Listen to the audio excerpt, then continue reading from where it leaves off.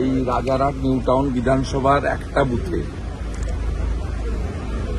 69 মৃত ভোটার আছে। আমি সেদিনই আপনাদের বলেছি,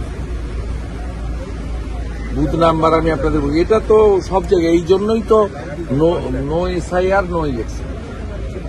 we need SIR, Bengal needs SIR. আপনার রিভিশন, এটা পশ্চিমবঙ্গের প্রয়োজন এবং প্রসেস তো শুরু হয়ে গেছে। এই তৃণমূল কংগ্রেস মুসলিমদের কাছে গিয়ে বলছে এসআইআর মানে এনআরসি, তারা 5টা জেলায় বিএলও 1 জমা দিয়েছে। বাইরে একরকম, ভিতরে একরকম। নির্বাচন কমিশন সাংবিধানিক বডি, তারা স্বচ্ছ ত্রুটিমুক্ত ভোটার তালিকা করবেন, এ আমরা আশা রাখবো, দাবিও রাখবো। মমতা বন্দ্যোপাধ্যায় এই জটিলতাটাকে কন্টিনিউ করতে চান। 1803 জনের নাম প্রকাশ করেছে, এটা অসম্পূর্ণ তালিকা।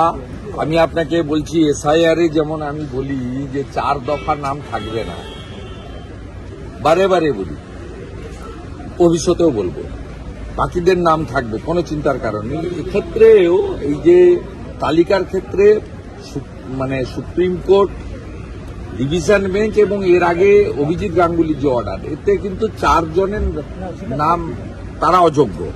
কারা? যারা ওএমআর টেম্পারিং হয়েছে তারা 1 নম্বর, একদম ক্রিস্টাল ক্লিয়ার। আপনার প্যানেলের যে টাইম ছিল, সেই মেয়াদ উত্তীর্ণ পরে যারা নিয়োগ পেয়েছে তারা, আপনার